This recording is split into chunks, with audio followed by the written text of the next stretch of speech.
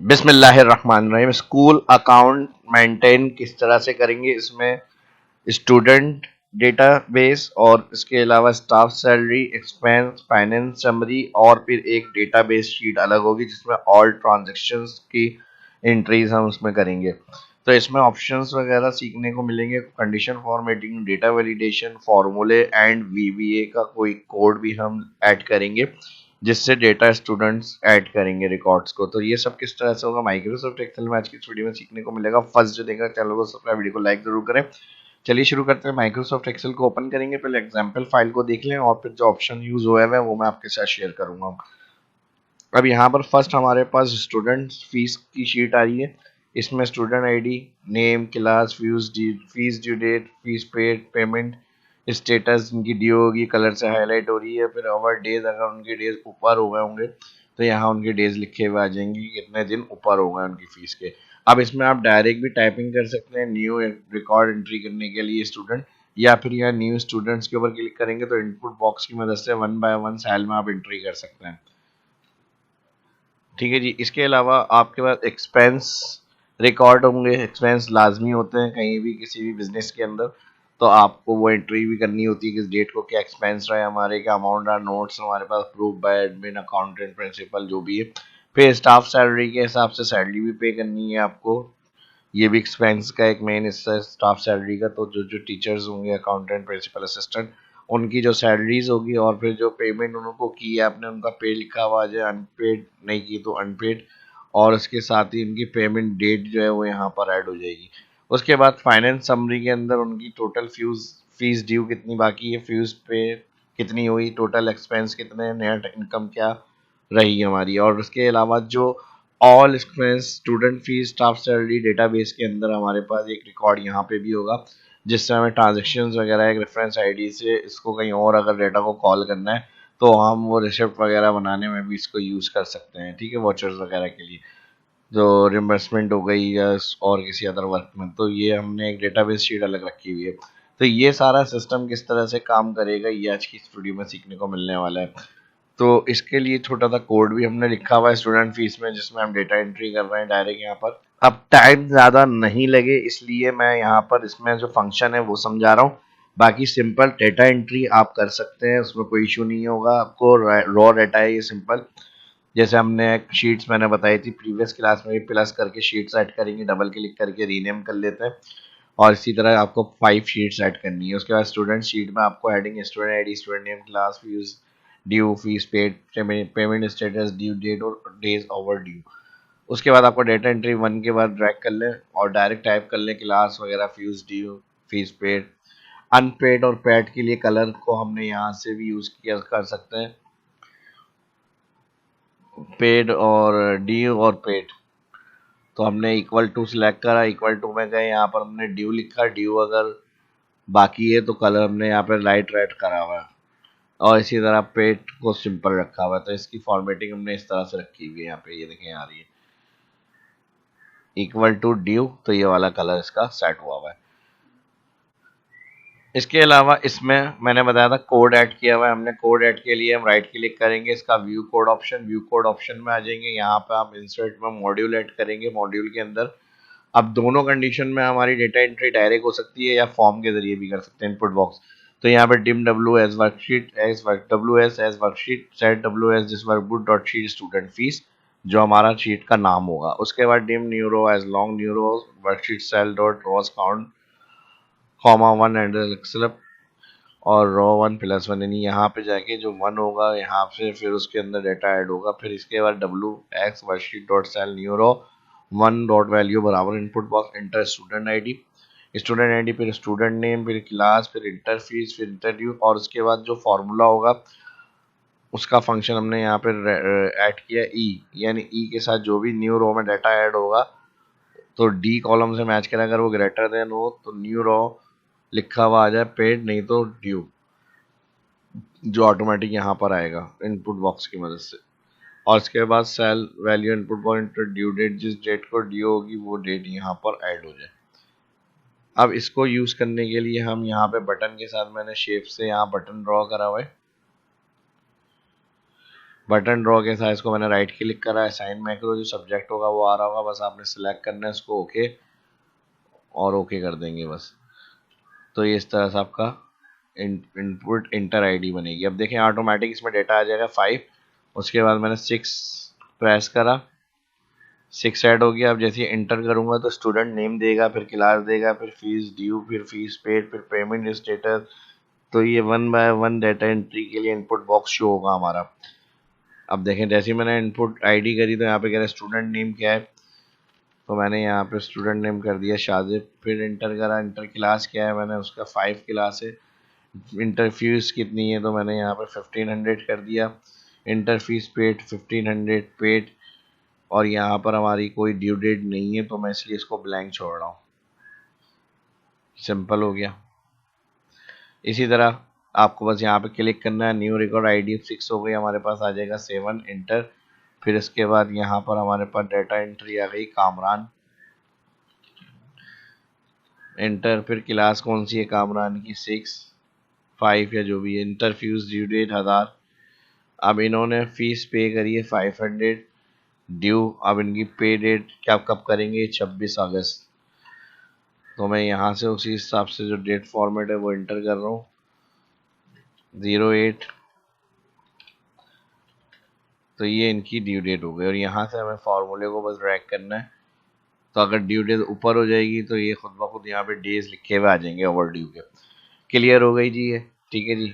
Student fees में आपको इस तरह से ये फॉर्मेट चलाना है। और जो मैंने कोड बताया, कोड का तरीका ही मैंने बता दिया। व्यू कोड में जाएंगे, इंसर्ट मॉड्यूल, और ये कोड आपको टाइप करना है। वीडियो को रोक कर जब प्रैक्टिस करेंगे तो ये कोड आप टाइप कर लें। फिर उसके बाद आगे कंटिन्यू करें। कंटिन्यू के लिए अब हम जाएंगे एक्सपेंस। एक्सपेंस में date column, expense time, amount, notes और अप्रूव। यहाँ पर हमारे पास डेट आ गई सारी, stationery, maintenance, utilities, sport equipment, cleaning service. ये सारे हमारे जो एक्सपेंस हो सकते हैं स्कूल के वो हमारे आ गए। उनमें क्या क्या अमाउंट ऐड हुआ है वो हमारे पास अमाउंट जो है वो आ गया। और फिर स्टेशनरी में क्या हमने लिया है, नोट, पेन, पेपर। मेंटेनेंस में क्या आ गया, plumbing, electricity, utilities, basketball, sport equipments और क्लीनिंग सर्विस जो मंथली होनी चाहिए वो है। अब अप्रूव कौन करेगा, एडमिन करेगा, अकाउंटेंट करेगा, प्रिंसिपल करेगा, ये सब इनकी कैटेगरीज है। तो यहाँ पर आप एक काम इसको ड्रॉप डाउन में ले लें। यहाँ पर मैंने अभी डायरेक्ट इसको लिखा हुआ है, तो यहाँ पर हम बनाएंगे अकाउंटेंट, उसके साथ आ जाएगा प्रिंसिपल।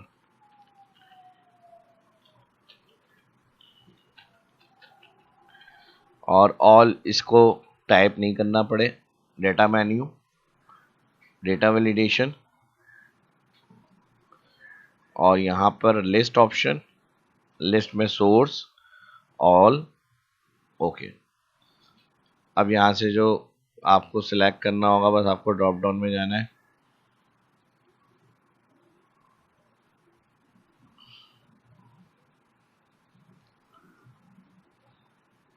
ठीक है जी, हो गया। ये काम इस तरह से हो जाएगा। इसको यहाँ से हाइड करना है, हाइड कर दो। ये हमारी एक्सपेंस शीट आ गई। स्टाफ सैलरी के लिए इसके साथ आईडी हो गई, स्टाफ, स्टाफ नेम, फिर position, teacher, accountant, librarian, principal, assistant, salaries. फिर पेमेंट स्टेटस, उनको उस मंथ की पे कर दी है तो यहाँ पर पेमेंट डेट डाल दी। अनपेड है अभी तो यहाँ कोई डेट नहीं है। इसमें हमने वही पेड अनपेड के लिए कंडीशन फॉर्मेटिंग में इक्वल टू करा हुआ है हाईलाइट में, और इक्वल टू में हमने यहाँ पे लिखा अनपेड। अनपेड के साथ फिर उसका लाइट रेड वाला फर्स्ट वाला जो ये कलर आ रहा है हाईलाइट, ये हमने अप्लाई करा हुआ है। तो जहाँ अनपेड होगा वहां पर वो रेड कलर आ जाएगा, और जिसकी डेट हमने पे कर दी और पेड कर दिया तो वो कलर जो होगा क्लियर हो जाएगा। तो एक फीस रिकॉर्ड के लिए आप इस तरह से डाटा मेंटेन कर सकते हैं अपना, कि डायरेक्ट भाई जिस एम्प्लॉय को जो हमने पेमेंट करी है उसका रिकॉर्ड हमारे डेटाबेस शीट में है। तो इस तरह जिनकी पेमेंट हो चुकी है उनकी पेमेंट डेट के हिसाब से पेड, और पेमेंट डेट से हम अंडरस्टैंड करेंगे कि ये रिकॉर्ड हमारा क्लियर हो गया है पेमेंट।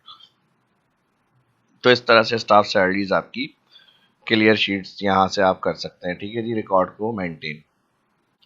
नेक्स्ट फाइनेंशियल समरी में हमारे पास यहाँ पर आ रहा है स्टूडेंट फीस, और इसके साथ आ रहा है टोटल ड्यू,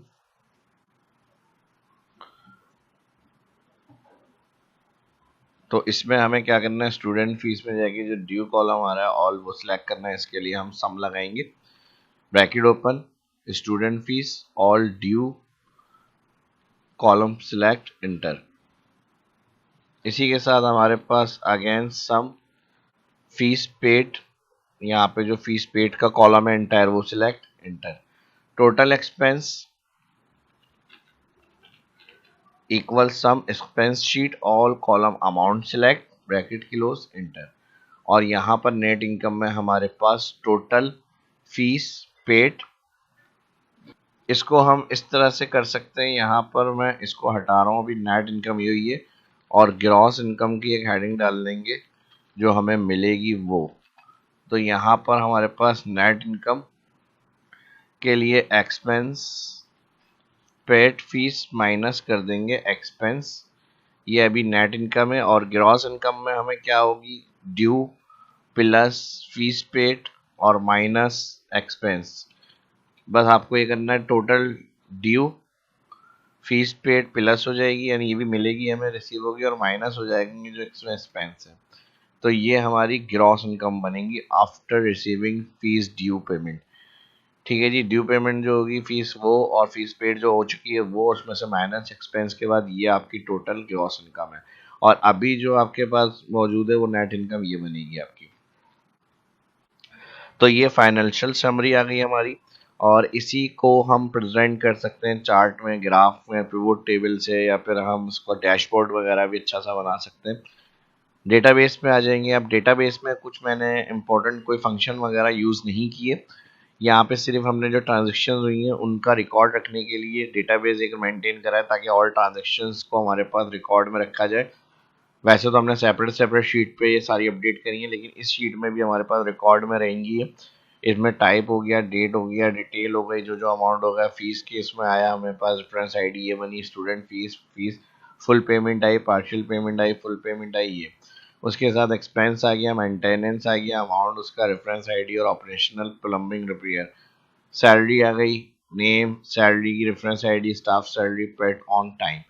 इस तरह से एक्सपेंस आ गया, spot document, operational, amount, reference ID.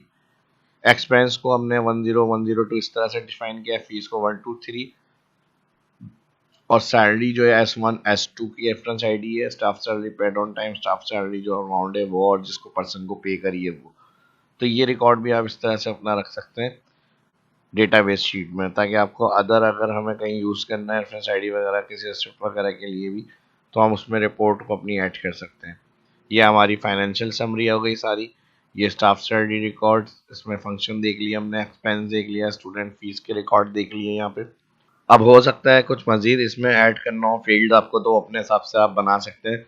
जैसे ट्रांसपोर्ट वगैरह के लिए भी अगर आप चाह रहे हैं रिकॉर्ड में रहे कि किस बच्चे की क्या ट्रांसपोर्टेशन फीस है, या फिर अदर अगर हमारे पास एग्जामिनेशन फीस वगैरह के रिकॉर्ड आता है वो भी हम इसमें ऐड कर सकते हैं। कॉलम्स वगैरह फील्ड के जो मेन मेन अकाउंट से रिलेटेड ऑप्शन थे वो मैंने इसके अंदर फिल कर दिए हैं। बाकी आपकी जो नीड है आप उस हिसाब से और कॉलम भी मजीद इसके अंदर बना सकते हैं। डायरेक्ट टू डायरेक्ट मैंने इसमें एक्सप्लेन कर दिया, बनाने में बहुत टाइम लगता है, तो मैंने सोचा पूरा फॉर्मेट जो है बनाना आसान है, फॉर्मेटिंग टाइपिंग वो आप कर लेंगे, लेकिन जो फंक्शन थे वो मैंने शायद समझा दिए इसमें, वो सही तरह से आपको समझ में आ गए होंगे। तो वीडियो को लाइक ज़रूर करें, वीडियो पसंद आई और इस तरह की और वीडियो इन्फॉर्मेटिव देखना चाहते हैं तो चैनल को सब्सक्राइब ज़रूर करें, ताकि जो भी वीडियो अपलोड हो वो आप तक फ़ौरन पहुंच जाए। तो इस वीडियो में इतना ही, मिलते हैं नेक्स्ट वीडियो में किसी और अच्छे नए टॉपिक के साथ।